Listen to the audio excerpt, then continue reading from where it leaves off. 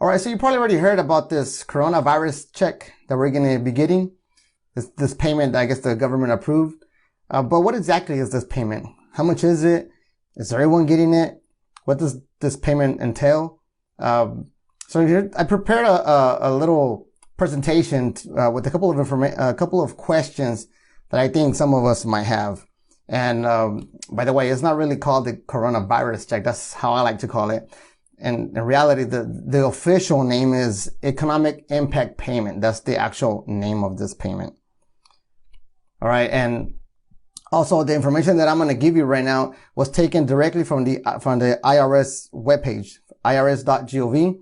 So this is the information I'm going to give you is from an official government website. And as of the making of this video, April 6th, the last time that this web page was updated or reviewed was April 2nd. All right. So this is the most current up-to-date information when it comes to this coronavirus check or this economic impact payment. All right. So first question, how much money will I receive? According to the website, individuals could get up to $1,200 plus $500 for each child under the age of 17. Married couples could get up to $2,400 plus $500 for each child under the age of 17. Okay, so that will be the maximum that we're gonna get. Now the question is, who's gonna get this money? Is everybody gonna get it? Is Bill Gates gonna get it? Well, not really. There's a couple of eligibility requirements that we have to meet. So for example, who's eligible? Individuals with adjusted gross income up to $75,000 or married couples with an adjusted gross income up to $150,000. And by the way, these amounts are based on your 2019 tax return or your 2018 tax return, whatever is most recent. Okay, so it says here, for filers with income above these amounts, the payment amount is reduced by $5 for each 100 above the $75,000 or $150,000 thresholds. Single filers with income exceeding $99,000 and $198,000 for joint filers with no children are not eligible. Okay, so these are the income limits. And so a lot of people are going to meet these limits. So yeah, a lot of people are going to get this coronavirus check. Okay. So let's continue here. By the way, to know what your adjusted gross income was, just go to your most recent tax return and go to the section where it says adjusted gross income. And you're going to see right there way in the bottom where it says adjusted gross income. Well, that's your adjusted gross income. Okay. So you go ahead and check that to see if you meet these income limits. All right. So let's continue. Now it says, what do I need to do to receive my payment? And again, according to the website, it says the vast majority of people do not need to take any action. For those who filed taxes in 2019 or 2018, the payment will be deposited directly into the same banking account reflected on the return filed. Okay, so if you did your taxes in 2019 or 2018 and you had direct deposit, for example, then you have to do nothing. There's nothing you need to do. The payment is going to be automatically deposited into the same banking account that you had. Or if you had if you didn't have a bank information and you got an actual, like a real check, then the government is going to send you an actual real check. Okay. All right. So let's continue here. Now you might ask yourself, okay, well, what if I change banks? What if I don't have the same bank? Or what if I had an actual check last year, but now I have a new bank? So what do you do then? Okay, what if my bank information has changed? Well, it says here that in the coming weeks, the Treasury plans to develop a web-based portal for individuals to provide their banking information to the IRS. Okay, so as of the making of this video, this web-based portal hasn't been done yet, but there's being developed. Okay, so as soon as it's developed, they're going to notify the public. And if there's any information that you have to change, or you change your bank, or maybe you change your address, or whatever information you need to change, you're going to be able to do it via this web-based portal. All right, so let's continue. Okay, now what if you didn't file? What if you didn't file in 2019 or 2018? Can I still receive a payment if I didn't file in 2019 or 2018? Well, it really depends. Yes, if you received a form SSA 1099 or form RRB 1099. This includes senior citizens, Social Security recipients, and railroad retirees who are not otherwise required to file a tax return. Okay, so like your mom or your grandma or somebody who's receiving Social Security, for example, then they don't really have that. Again, they don't have to do anything. It's going to be the IRS is going to use that information and it's going to be deposited directly to their account. Okay, but what if you don't file under one of these requirements? Well, then no, you're not going to get a payment.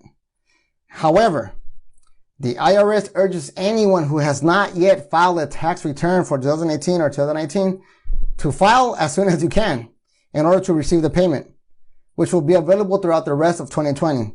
In other words, so if you didn't file taxes either in 2019 or 2018, well, then go ahead and file. Now there's several ways to file. Obviously, you can go online. There's a couple of programs online, TurboTax, H&R Block, a couple of websites where you go and you could file for free. Or, you could go to your tax filer, and it says that the payment is going to be available throughout the rest of 2020. So I know, like, for example, right now, we're all on lockdown, right? We're doing the social distancing, right? So there's a lot of, establishments that are closed right now. So if you do your taxes right now, and maybe you're going to do it next month or in May or, June, July, whenever you do it, that's fine. As long as you get it done throughout the year, the payment will be available throughout the rest of 2020. Okay. So let's continue here. It says, when will the government start making payments? And again, according to the website, it says that on March 30, 2020, the Treasury Department and the IRS announced that distribution of payments will begin in the next 3 weeks. All right. So in the next 3 weeks from March 30th. So if we look at a calendar here, March 30th, if we count 3 weeks, that comes to April 20th. So supposedly on April 20th, that's when they're going to start making payments. Okay. Now, beware of scammers. All right. The IRS has explicitly stated that they will not contact you asking to verify or providing your information, your financial information, so you can get your payment or your refund faster. That is not happening. Okay. Nobody from the IRS, nobody from the government is going to contact you asking for any of that financial information or anything like that, or any promises that you're going to get your payment faster. That's a scam. Okay. So beware of any calls, emails, text messages, websites, and social media attempts that request money or personal information. Okay. So don't fall for this. All right. Now, another question that I have that I wasn't able to get this information from an official website. However, I've read a couple of articles from CNN, from ABC, another article from Forbes, talking about undocumented immigrants. What's going to happen with them? Are they eligible? It says, are undocumented immigrants eligible? And again, reminder, this answer is not from an official source. I'm giving you this information from what I've read. Okay, so just take this information with a grain of salt. But according to what I've read, they're not eligible. Now, one of the things that the official website did say is that in order to be eligible for this payment, there's two requirements basically. There's you have to file taxes, had to file taxes in 2018 or 2019, and you have to have a valid Social Security number, which means there's going to be a lot of undocumented immigrants that automatically are left out because they don't have Social Security numbers. Okay, so a lot of undocumented immigrants are not eligible. However, there's a lot of people that don't have a Social Security number that file with their ET numbers. And again, unfortunately, ET numbers, I don't know how to pronounce it. These are not valid for purposes of this coronavirus check. So no, they're not eligible. Now, what about mixed status families? There's people who are married, they're citizens or legal residents who are married with undocumented immigrants. What happens with them? Well, that really depends. For joint filers, they're not eligible. And so, in other words, if let's say you have a guy that's a citizen and he's married to a non-documented girl, and they have 3 kids, they're all citizens. So everybody is a citizen except the wife. If they file together using the ITIN number or 18 number, then the whole family becomes ineligible. Again, this is according to the websites or the articles that I've been reading. Okay, this is not from an official source, but according to what I've been reading, the whole family is not eligible if they file jointly. However, even if they're married, but if they file separately, then they will be eligible. Only the citizens, not the undocumented immigrant. Okay.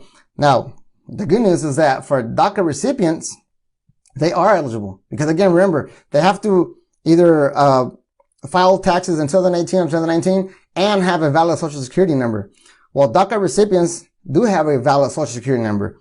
Okay. So if you're a DACA recipient, you work, you file your taxes, you are eligible to get this payment.